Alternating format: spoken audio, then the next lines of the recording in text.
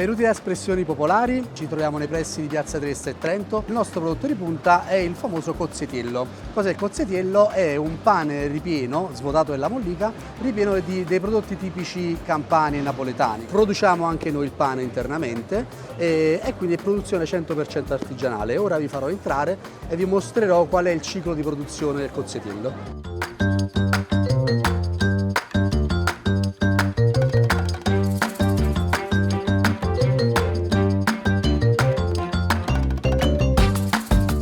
Per fare una buona genovese utilizziamo materia prima di alta qualità e soprattutto una lunga cottura, che sono le basi per una buona genovese. Partiamo dalle cipolle, le tagliamo, le immergiamo nell'acqua, le lasciamo stare 10-12 ore immerse nell'acqua per far scaricare un po' di acidità, poi una volta vengono scolate e lì si passa subito in padella con sedano, carote e cipolla, dove soffriggiamo la carne per poi inserire le cipolle. E quando la nostra genovese sarà ultimata non ci resta nient'altro che sfornare il nostro pane e poi farcirlo con la genovese preparata da noi.